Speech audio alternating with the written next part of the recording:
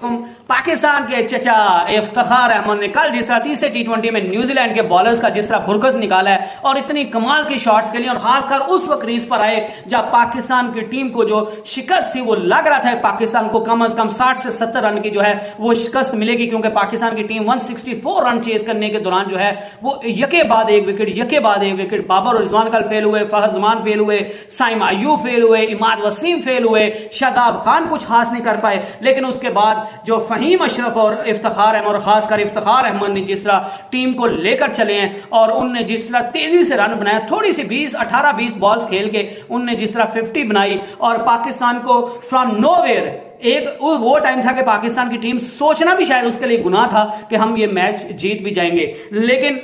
इफ्तिखार अहमद ने अपनी कमाल की बैटिंग और कमाल की हिटिंग की बदौलत जो है वो पाकिस्तान को इस सिचुएशन पे ले आए थे कि फिर शायद न्यूजीलैंड के लिए सोचना हराम हो गया था कि वो ये मैच जीत पाएंगे, क्योंकि इफ्तिखार अहमद इतनी क्लीन और इतनी साफ सुथरी और कैलकुलेटेड शॉट्स खेल रहे थे कि जिसका जो है वो जिसको सराहा जाना जो है वो जरूरी है, क्योंकि एक प्लेयर की तरफ से ऐसी इनिंग आना और खासकर मिडिल ऑर्डर जो पाकिस्तान को काफी अरसे से मिडिल ऑर्डर में कोई जो सेटल बैट्समैन नहीं मिल रहा और इफ्तिखार अहमद की शक्ल में अगर पाकिस्तान को वो एक मिडिल ऑर्डर में स्ट्रॉन्ग बैट्समैन मिल रहा है और एक ऐसा बैट्समैन जिसकी कोई कमजोरी नहीं है, वो जो है फास्ट बॉलर्स को तो पेलता ही पेलता है, उनको तो छक्के चौके मारता ही मारता है, स्पिनर्स को भी वो इतना कमाल का खेलता है जिसका कोई हिसाब नहीं। और आगे जो है वो एशिया कप आ रहा है और खासकर वर्ल्ड कप इंडिया में आ रहा है जहां पे स्पिनर्स का बहुत अहम रोल होगा बॉलिंग में, तो वहां पे पाकिस्तान की टीम को इफ्तिखार अहमद की जो है वो सख्त जरूरत है। और सारे लोग जब इफ्तिखार अहमद ने कल कमाल की इनिंग खेली, गो कि वो पाकिस्तान को मैच नहीं जितवा पाए, जिसका उन्हें बाद में आकर सॉरी भी की,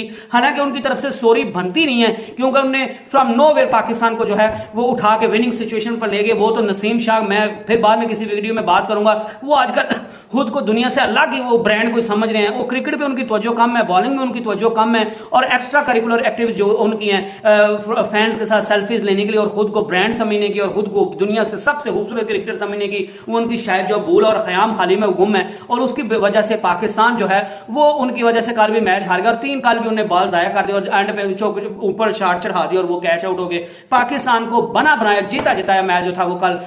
नसीम शाह ने हरवा दिया। लेकिन इफ्तिखार अहमद की कल जितनी भी तारीफ की जाए वो कम है, क्यों और पूरे पाकिस्तान के सबका क्रिकेटर और मौजूदा क्रिकेटर सब जो है वो इफ्तिखार अहमद को सराह रहे हैं। और सबसे बड़ी बात कि बूम बूम लाला शाहिद-जहां अफरीदी जिनको बूम बूम का नाम दिया गया था, उनकी कमाल की हिटिंग और छक्के चौके लगाने की वजह से कल उनने भी जो है वो इफ्तिखार अहमद को कहा, उनकी बैटिंग को सराहा और उनको कहा कि मेरी ख्वाहिश थी कि आप मैच जो है वो जितवा कर आते, लेकिन आप जिस तरह खेले, आप जितनी बहादुरी से खेले, आपने जिस तरह की शॉट्स खेली हैं,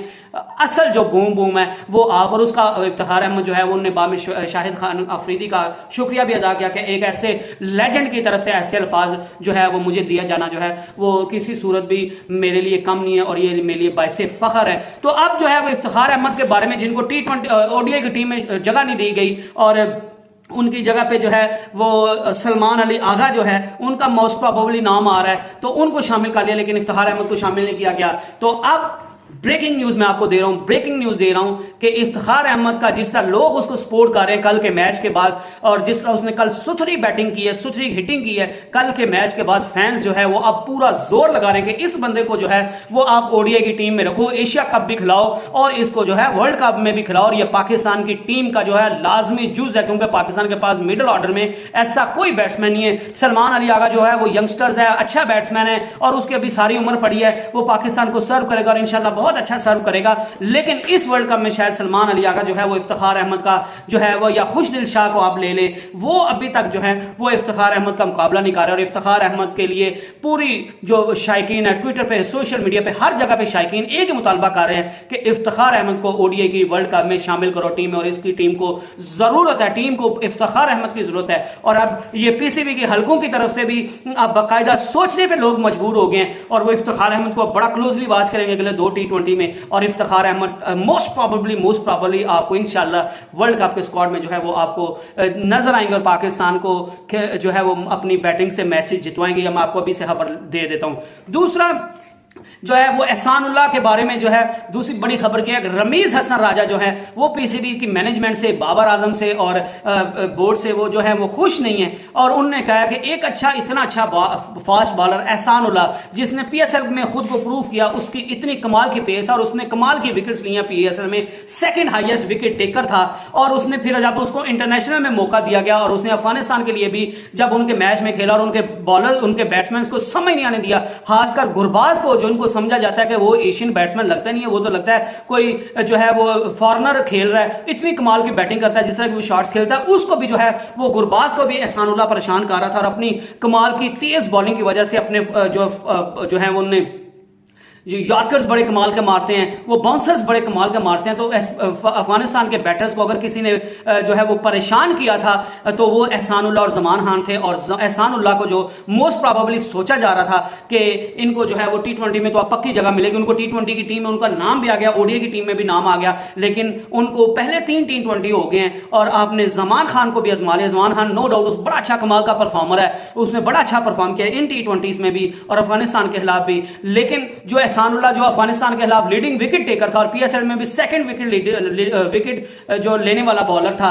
सबसे ज्यादा, उसको अभी तक नजरअंदाज किया जा रहा है और उसको बेंच पे बिठाया जा रहा है, जो समझ से बाला तारा चीज। और ये मैं भी जो है वो इस चीज के लिए काफी वरी हूं कि पीसीबी जो है वो मैनेजमेंट जो है वो क्या सोच रही है, एहसानुल्लाह से किस बात का बदला ले रहे हैं। जब आपके पास इतना कमाल का बॉलर है, आपने जमान खान को मौका दे दिया, नसीम शाह को मौका दे दिया पहले, और नसीम शाह जो है वो आपको पता भी वो किस कैलिबर का प्लेयर है, तो आप फिर भी नसीम शाह को रेस्ट देते थे, एहसानुल्लाह को ट्राई कर लेते। और जिस तरह अभी पाकिस्तान तीसरा मैच हार गया है, तो अब मेरे ख्याल आगे भी चौथे मैच में भी जो है वो एहसानुल्लाह को शायद मौका ना मिले। शायद पाकिस्तान तीसरा मैच जीत जाता तो फिर एहसानुल्लाह को शायद मौका दे दिया जाता। लेकिन मेरे ख्याल से नसीम शाह जो आजकल अपने सिर्फ टिकटॉक अपनी वीडियोस बनवाने पे और अपने हीरोइज्म में और खुद को प्यारा साबित करने में और खुद को हैंडसम साबित करने में सिर्फ लगे हुए हैं और क्रिकेट की तरफ उनकी कोई तवज्जो नहीं है। उनको टीम से थोड़ा बाहर बिठाना चाहिए, उनकी अकल थोड़ी ठिकाने लानी चाहिए और एहसानुल्लाह जो बंदा डिजर्व करता है उसको टीम में जगह देनी चाहिए। और यही रमीज राजा ने बात की कि एक बंदा कॉन्स्टेंटली परफॉर्म कर रहा है और अपनी पेस से सारे बैट्समैन को परेशान भी कर रहा है। आप जिस टीम के खिलाफ कर रहे हैं, जिस सिचुएशन में खिला रहे हैं,